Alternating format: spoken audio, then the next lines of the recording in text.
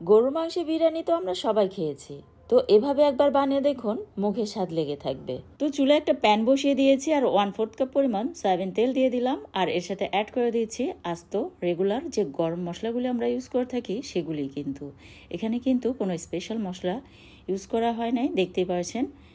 আর দিয়ে দিলাম 1 কাপ পরিমাণ পেঁয়াজ কুচি। গরম মশলাটাকে হালকা ফোড়ন তুলে নিলাম, নিয়ে কিন্তু পেঁয়াজটাকে অ্যাড করে দিয়েছি আর দিয়ে দিয়েছি 1 টেবিল চামচের মতো ঘি, আর 1 টেবিল চামচ করে আদা পেস্ট আর রসুন পেস্ট অ্যাড করে নিলাম, আর কয়েকটি আস্ত কাঁচা মরিচ অ্যাড করে দিয়েছি সুন্দর একটি ফ্লেভারের জন্য।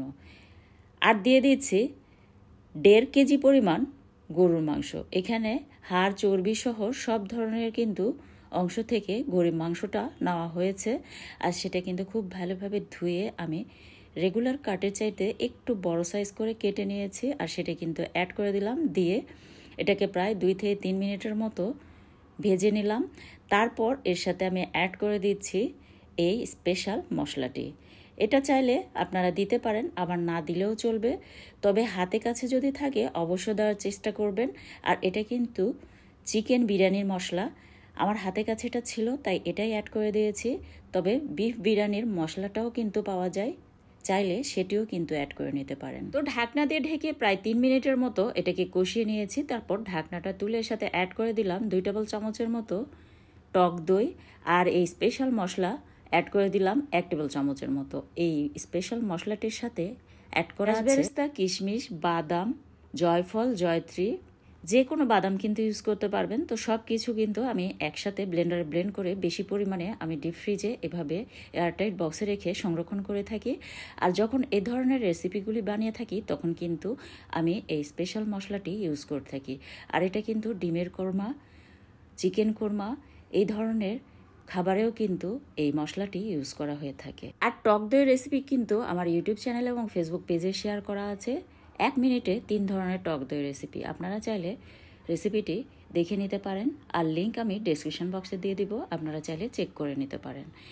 তো সুন্দরভাবে মাংসটাকে একবার কষিয়ে নিয়েছি পানি ছাড়াই। তারপর একদম ফুটন্ত টকবগে গরম পানি দিয়ে দিলাম পরিমাণ মতো, দিয়ে এটাকে এখন ঢাকনা দিয়ে ঢেকে মাংসটাকে খুব ভালোভাবে কষিয়ে নেব। আর মাংসটা যতক্ষণ খুব ভালোভাবে সুসিদ্ধ না হবে ততক্ষণ পর্যন্ত কিন্তু মাংসটাকে সুন্দরভাবে কষিয়ে নিতে হবে।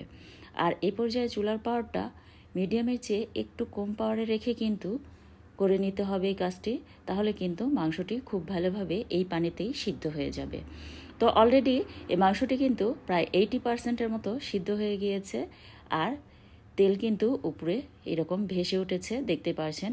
তো এই পর্যায়ে আমি অ্যাড করে দিয়েছি প্রায় আধা ঘন্টা আগে আমি 2 পোয়া পরিমাণ আতপ চাউল খুব ভালোভাবে ধুয়ে স্ট্রেনারে রেখে দিয়েছিলাম পানি ঝরিয়ে নেওয়ার জন্য, আর সেটাই কিন্তু এর সাথে অ্যাড করে দিয়ে খুব ভালোভাবে ভেজে নিচ্ছি। তো প্রায় 4 মিনিটের মতো কিন্তু এটাকে একটু সময় নিয়ে খুব ভালোভাবে ভেজে নিয়েছি। আর ভাজা যতটা সুন্দর হবে ততই কিন্তু এই বিরিয়ানিটি পারফেক্ট হবে।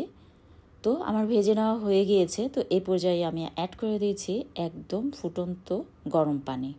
তো 2 পোয়া পরিমাণ আতপ চাউলের জন্য কিন্তু আমি এখানে 4 পোয়া পরিমাণ পানি ইউজ করেছি।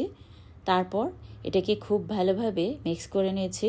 আর যদি ঠান্ডা পানি দিয়ে বিরিয়ানিটা রান্না করতে চান সেক্ষেত্রে কিন্তু এখানে 1 পোয়া পানি বেশি অ্যাড করে নেবেন। এই টিপসটি ফলো করলে আপনারা কিন্তু ঠান্ডা পানি দিয়েও পারফেক্ট বিরিয়ানি রান্না করে নিতে পারবেন। আর এই পর্যায়ে অ্যাড করে দিয়েছি আবারও কিছু আস্ত কাঁচামরিচ।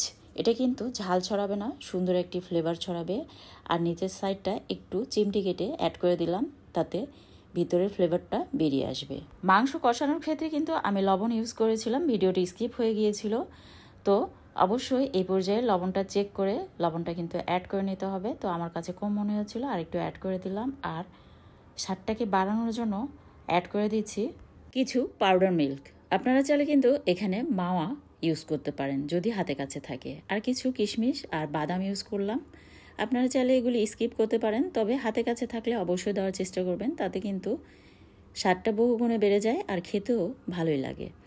আর দিয়ে দিলাম প্রায় আরও 1 টেবিল চামচের মতো ঘি। ঘি যদি হাতে কাছে থাকে অবশ্যই ঘিটা ইউজ করবেন, তাতে কিন্তু এটার স্বাদ দ্বিগুণ বেড়ে যাবে। তারপর খুব ভালোভাবে এটাকে সমান করে নিলাম, নিয়ে এটা একটা লংয়ের সাহায্যে বন্ধ করে দিলাম ছিদ্রটি, দিয়ে প্রায় 10 মিনিটের মতো এটাকে দমে রেখে দিয়েছিলাম। চুলার পাওয়ারটা একদম মিডিয়াম টু লো পাওয়ারে রেখে। আপনারা চাইলে নিচে একটা তাওয়া বসিয়ে দিয়েও কিন্তু এই কাজটি করে নিতে পারেন। আর কাঁচামরিচ আমি এই পর্যায়ে কয়েকটা অ্যাড করে দিলাম দেখার সৌন্দর্যের জন্য। আর হ্যাঁ, কয়েক ফোঁটা কিন্তু কেওড়া জলও এখানে ইউজ করেছি। আপনারা চাইলে গোলাপ জলটাও কিন্তু ইউজ করতে পারেন, তাতে শাহি একটা ফ্লেভার আসবে। আর যে উপকরণগুলি আমি ইউজ করেছি এগুলি কিন্তু আপনারা হাতে কাছে রেখে দিতে পারেন কিনে। আর এগুলির দামও কিন্তু হাতের নাগালে, একবার কিনে রেখে দিলে কিন্তু এগুলি বহুবার ইউজ করা যায়। তো যখন মন চাইবে তখন কিন্তু এই উপকরণগুলি হাতে কাছে রেখে দিলে যখন তখন বানিয়ে নিতে পারবেন। আর মাংসগুলি কতটা সুসিদ্ধ হয়েছে তা দেখিয়ে দিলাম। তো এখন সার্ভ করে নিচ্ছি। তো এরকম সহজ সহজ মজাদার রেসিপিগুলি পেতে পেজ ফলো করে সাথে থাকবেন, আর ইউটিউব চ্যানেল থেকে দেখে থাকলে সাবস্ক্রাইব করে সাথে থাকবেন। ধন্যবাদ সবাইকে।